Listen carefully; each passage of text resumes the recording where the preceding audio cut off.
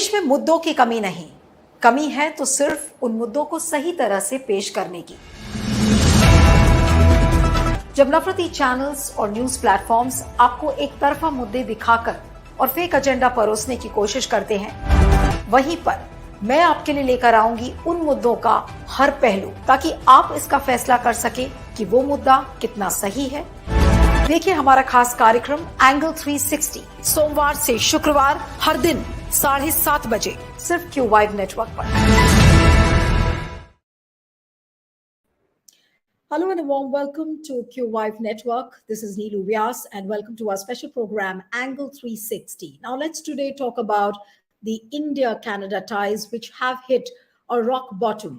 They have been rocky for quite some time, but yes, now they have hit a new low because recently Canadian Prime Minister Justin Trudeau accused the Indian agents of the government having hands in killing of a prominent Sikh leader, Hardeep Singh Nijjar, who is, of course, one of the most wanted terrorists, carrying a cash reward of 10 lakh.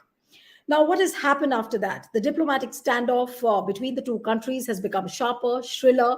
India has denied the charges of the diplomats on both sides, that is New Delhi and Ottawa, have been expelled. Advisories have been issued to the citizens of both the countries. Visas have been suspended. Now, the question which everyone is asking, how worse can India and Canada ties become? And is there really a hope where the two countries can restore their ties? Joining me now is former Ambassador Veena Sikri. Ambassador Sikri, thank you so much for joining on QWive Network. And my first question to you, ma'am, is that, of course, India and Canada today stand at a precipice of the relation breakdown. Now, is Justin Trudeau should be held solely responsible for this because he has turned a blind eye to the secessionist elements, to the separatist elements in his own country? Yeah, it's very clear that Justin Trudeau had this very much in his mind when he came to India for the G20 summit.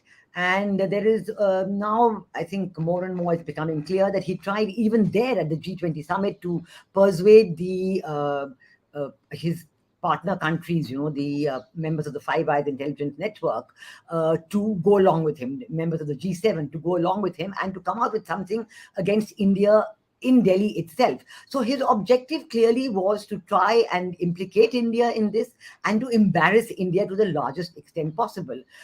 In Delhi, it didn't work at all. Nobody has come along with him. And of course, he had a very rough meeting with Prime Minister Modi. And after that, his plane was held up, etc. The moment he went back, he then got it through Parliament and made this absolutely, as what we have described as absurd and motivated allegations. Now, the question is, why has this happened? Even after 4 or 5 days, and even after, most of his Five Eye partners of the intelligence network, they've just, fallen off the wayside. They're quiet about it and they've left it. The Americans have said something about, they are seriously concerned. Of course, it is a serious allegation to make this, to any country. And India has said there's no evidence at all. He spoke of credible allegations. When he was in New York yesterday, he spoke of credible reasons. So both are equally vague. They both really don't give any evidence at all. And now there's something coming in the media in the West and in Canada. The Economist has written, the New York Times and so on. Oh, this must have happened, and there's some special intelligence that he cannot reveal. There's some special intelligence that he has. Maybe one country has given it to him. Now, I think it's very clear that, of course, we have said very clearly that if there is politically condoned hate crime and violence going on in Canada, Hindus have been attacked and so on. But how do we see it going forward? We see a reduction in the diplomatic relationship. Maybe some more of their diplomats will leave. But what is going to be ahead? I would relate it again to the situation within Canada. Now, we do know that within Canada, there is right now, as we speak, a few days ago, there was a special inquiry being mounted on against China. There was an inquiry about Chinese interference in affairs in India, and one investigation started that the judge resigned. Now another one, the Quebec court. You're making a very important point, and you're talking about a Chinese interference. Now, what my question to you is that if Justin Trudeau has made a public proclamation of the fact that there are Indian agents who are involved in the killing of Hardeep Singh Nijjar. Do you think that he's being provoked by China to come to this situation, where No, I'm despite just all the strategic interests which India and China have, he's gone? Yes, yes, let me Ambassador give you the Secret. connection. Let me give you the connection that I was trying to make on the Chinese angle. It's not exactly, yes, of course, China is putting pressure, because one point is very clear. I mentioned this inquiry because it has been announced by Justin Trudeau after great pressure from all political forces within his country. And he was very reluctant to do so. He was reluctant to do anything against China. But now this judge from the Quebec Court of Appeal, Justice Marie Jose Hogue, has been leading the inquiry. Now, the point I'm trying to make is that the pressure on Justin Trudeau right now, he's announced the inquiry, the pressure on him right now from his political alliance partner, which is the ND, the New Democratic Party, Jagmeet Singh, is to include Russia, Iran, and India in this inquiry. So, and the inquiry is on interference in Canadian democratic institutions. What I'm trying to say is this is the next level which he's going to try and take it to, because we know that all this is happening because of pressure from this New Democratic Party, his alliance partner, and that alliance partner is being fed strongly by the ISI and the Chinese, are very active there. What I'm trying to say is that this is seems to be part of Justin Trudeau's escalating this from gradually and bit and bit and bit. I've been watching the commentaries coming within Canada by the various people.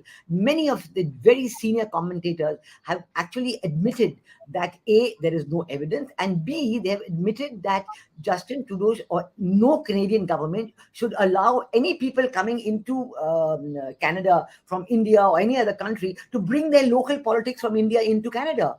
They can come and stay in Canada and get citizenship and all that, but they should leave their politics behind in the country where they came from. This is a point that many commentators in Canada have made, which I thought is a very important point. So obviously, the Canadian people are not liking what Justin Trudeau is doing. His popularity ratings are falling.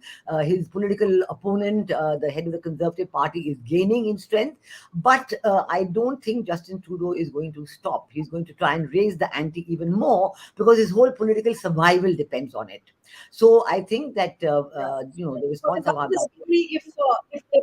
but Ambassador Sikri, if Justin Trudeau's political survival hinges on what he has raked up right now, and as you said, sorry, the line something seems which to have is dropped. worse than what we are seeing. No, what I'm saying is, are we going to see something which is worse than what we are already witnessing? Right now, it is, as I said, a question between India and Canada. We've made statements. We've asked for Canada to reduce their diplomatic presence in Delhi, and I'm sure all that will happen, definitely.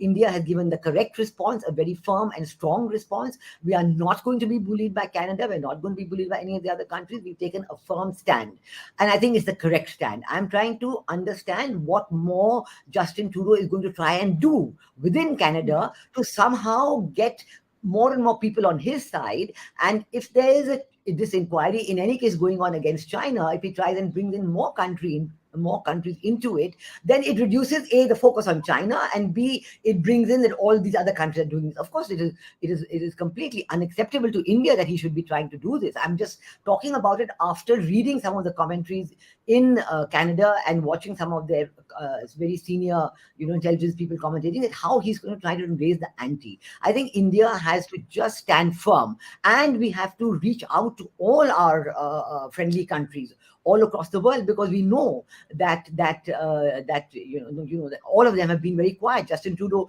in New York yesterday, he met many countries, the European Union, Germany, Italy, Kenya, so many, Chile, others, and each of them he tried to raise this issue and sought their support for it. But we have seen that none of them are responding. None of them are taking it up at all. The mention of anything about India was not in the readouts, not in any of the readouts. So obviously he's not getting that kind of support. So within his country, I'm trying to think what he would try and do next. So this is a very worrisome aspect. So we does have that to mean sorry, yes. right? Yes, Ambassador Secret, the more Justin Trudeau raises the pitch, he tries to make his pitch sharper, does it mean that he'll get more and more isolated in the coming days? Well, that again depends how the situation Am I is sensing within you? his country. Yeah, can you hear me? Yes. The situation very much. Yes, I can. I can go ahead. Yeah. The situation depends very much how this effort by on his side pans out within Canada. Right now, I think there is a very important aspect that the people living in Canada, the people of Indian origin living in Canada, and certainly this diaspora is of great concern to India. We want to, make sure of their welfare. They are very concerned in India, and India having stopped giving visas to Canadian citizens is a great worry for them because they are all planning to come. But we also know that the raising of the ante, that now a person living in the USA has called for all Hindus to leave Canada by a certain date, and there is no response at all from anybody within Canada. The Hindu community has written a letter to the minister. He said, yes, yes, yes, we are going to look after you, etc. But nothing really criticizing that statement or saying that this kind of hate speech is not at all welcome. So this effort to drive a divide between, say, the Sikhs and the Hindus, or the Hindus and the Muslims. This is also going on in Canada, So I think that one has to see how the various anti-Indian forces, whether they be the ISI, very, very active in Canada indeed. I mean, it is known that a few months ago, a Baluch separatist was murdered in Canada, and the whole inquiry was hushed up. All there was quite a furor, but no, this is normal causes, etc., etc. It was hushed up. So obviously there are these geopolitical forces operating there, and we have to be very, very careful and alert about this. That how will it, and we have to prepare to combat it. We combat. I mean, by getting international support, by saying this is not the way to conduct bilateral relations. We will be very firm in our stand, and I think India has done the right thing so far. They have just been very, very uncompromising in the stand, and it has got a lot of support in India. That's a very important point. All the political parties are supporting Prime Minister Modi's approach on this issue. They have all given strong statements of support, and for example, Captain Amrinder Singh even a few days ago had said this is all an internecine problem in Canada within the Khalistani community.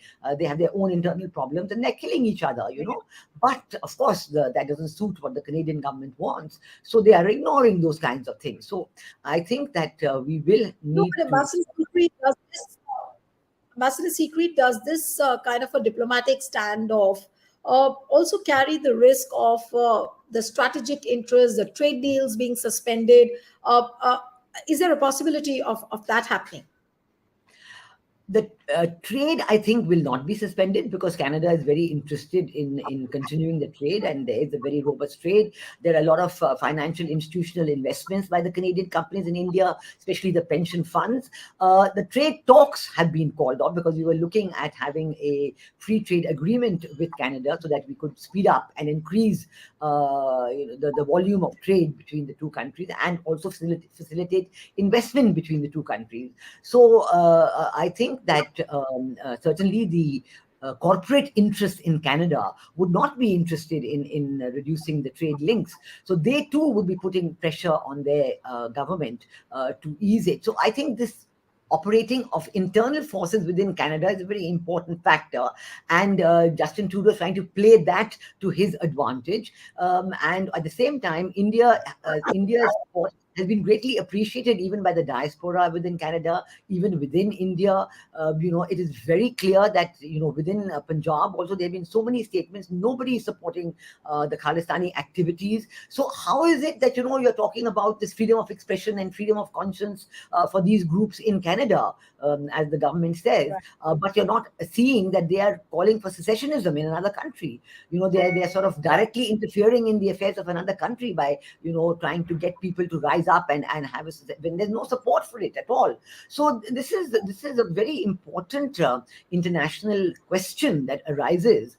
Where is the freedom of speech and expression, and where is this question of calling for secessionist movements? I think this is something that we have to take up in a big way, because it's going to happen again and again. We're not here in other countries, and some countries who have good relations with Canada will be seeing it in one way, but India, I think, is more than capable India is strong enough. India has done absolutely the right thing so far. And going ahead, I'm sure that these Right. steps will continue and strengthen, and this will, come to an end with that.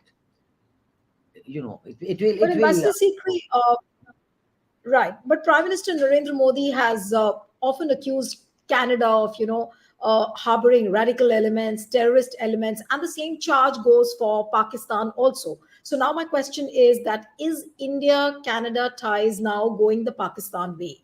Are we just on the brink of a similar situation? You know, um, I would not like to draw any comparison Ambassador between Sikri, Pakistan. can you hear me? Yes, I can hear you. Can you hear me now? Yes, can you hear me? Yeah. Yeah. I would not Yeah. like to draw any comparison. Would not like to draw any comparison between Pakistan and Canada, because Pakistan has been doing, the terrorist activity, fomenting activity in all parts of India, and actually, of course, the 26/11 blast in Bombay, all of that. Now, but there is no doubt that the Pakistan's activities in Canada are way beyond normal bilateral relations between any two countries. And it is well known that the ISI is very, very active in Canada and very involved with the activities of the Khalistan groups. The coordination between who is there in Canada, some of them are living in Pakistan, and what is happening in Punjab, the infiltration of drugs and narcotics and weaponry across the border into Punjab, all that is there. And then there is a Canada connection to all these activities, and that is definitely a source of great worry. So one point that we've been taking up very strongly with the Canadian government is not to allow such activities, and to draw attention to these activities, and to say that they should not be allowed, because it's going to strain the relationship between Canada and India. And I think the Canadian-Indian relationship is much vaster, much bigger, than allowing these Khalistani and pro-Khalistani elements to raise their ugly head and to be active in Canada. Now, I can only hope that within Canada, public opinion comes around to this. So actually, I also feel that in addition to talking to all our friendly countries all over the world, we have to reach out to the people of Canada also. We have our ambassador Absolutely. there. We have to talk to, we have to explain, we have to say, look, this is not good for Canada. That these activities are taking Right. place. It's calling Canada pride itself on being called the safest country in the world. But look at all these killings.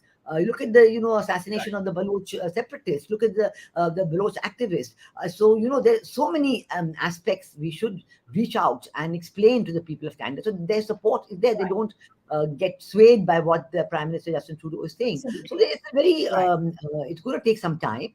It's going to involve a lot of very detailed work and activity. But I think our government is all set, and it's not going to step back or to weaken its resolve to combat these accusations, which are completely, as they have themselves said, the government has called them absurd and motivated. Right.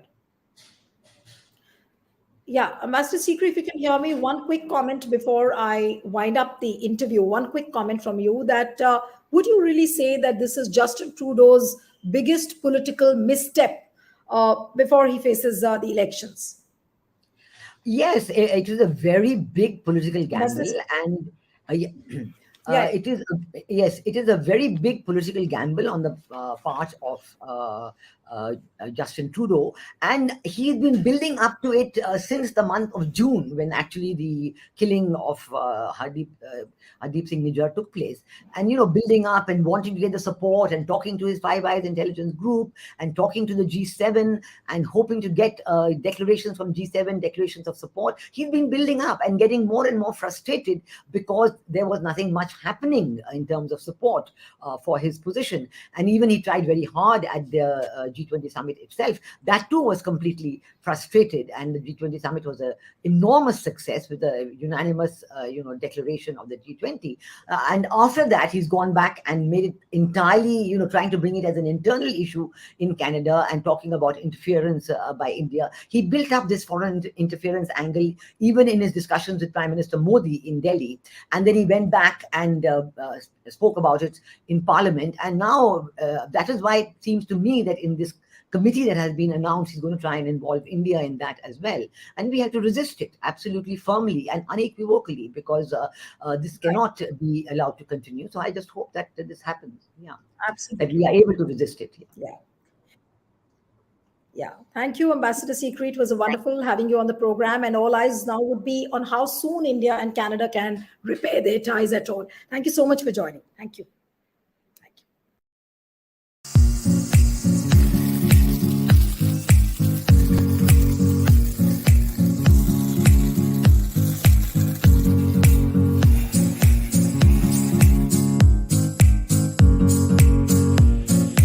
देश में मुद्दों की कमी नहीं, कमी है